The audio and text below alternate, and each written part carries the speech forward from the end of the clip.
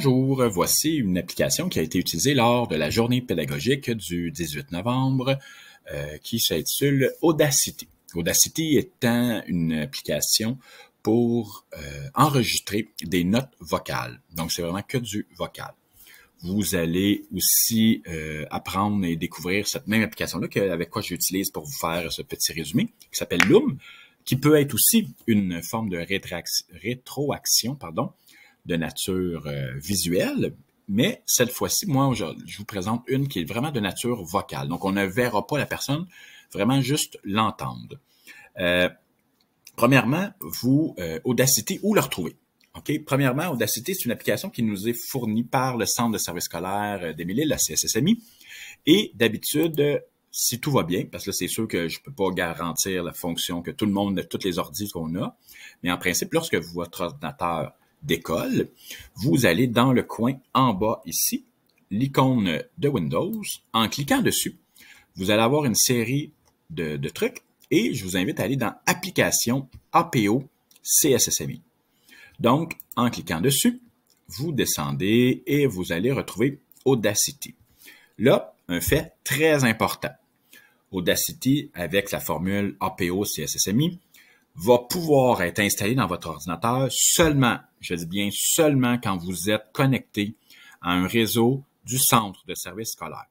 Donc, si vous écoutez cette vidéo-là de la maison, vous dites « Hey, c'est cool, j'aimerais ça la télécharger », vous avez votre portable d'école, vous vous connectez sur votre réseau domestique à la maison, et là, vous allez rendre compte que ça ne fonctionnera pas. OK?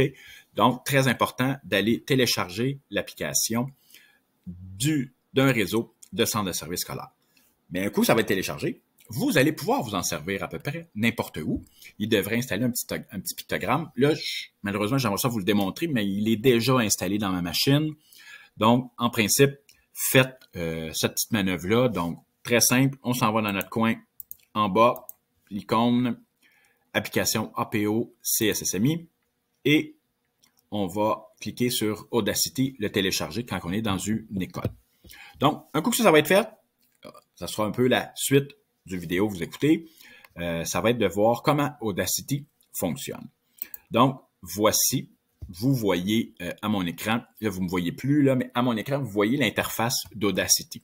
Très, très simple. Hein? Ce que vous avez à faire, c'est, moi, il est en français. Il devrait, je crois, être en français, mais j'avais vu des fois qu'il s'installait en anglais, là, mais il y a peut-être une fonctionnalité, là, peut-être aller vous amuser, peut-être qu'on pourrait changer la langue. Mais bref, sinon, c'est assez classique. Lorsque je fais un enregistrement, je vais venir cliquer ici. Je fais le test. Peut-être que vu que j'utilise Loom présentement, il ne voudra peut-être pas me l'enregistrer, là, mais j'essaye. Donc voilà, je sais pas. Ça semble enregistrer.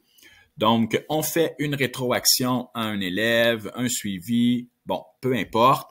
Un coup que c'est terminé, on a terminé notre enregistrement. On fait stop comme à l'ancienne, tout ce qu'on avait auparavant. Un coup que c'est fait. Donc, nous avons enregistré notre fichier audio. Un coup que ça va être fait, très important, il faut essayer de le trouver, il faut l'envoyer. Donc, on a un bouton ici qui s'appelle Share Audio pour partager l'audio. Lorsqu'on clique dessus, il peut nous donner un lien. OK? Ça peut être le fun, mais bon, j'aurais peur que l'élève soit obligé de créer un compte. Peut-être, ça serait testé. Moi, c'est pas avec cette formule-là que je vous suggère d'aller. C'est simplement d'aller dans Fichier, où on va sauvegarder le projet. Non, pardon, on va exporter le projet, je m'excuse, en MP3, qui est habituellement un classique d'écoute d'audio. À l'ancienne, peut-être les lecteurs MP3, là, ce qu'on avait, là, on écoutait de la musique avec ça. Donc, on exporte en MP3. Il nous invite à enregistrer le titre qu'on va appeler Rétro Pascal, mettons.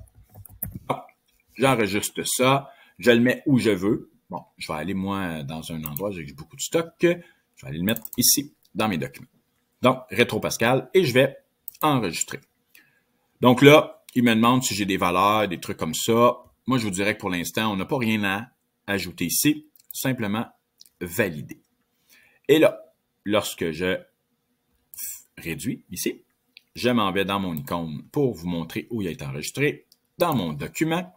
Et voici Rétro de Pascal, donc qui est ici. Fait que c'est ce fichier-là que je vais envoyer et que l'élève pourra donc voilà, je sais pas, écouter. Ça semble enregistré. Donc, l'élève a un petit fichier audio très, très simple, facile d'écoute dans la plupart des de pas mal toutes les interfaces écoutables. C'est un MP3, donc très, très classique, mais c'est vraiment une rétro que vocale.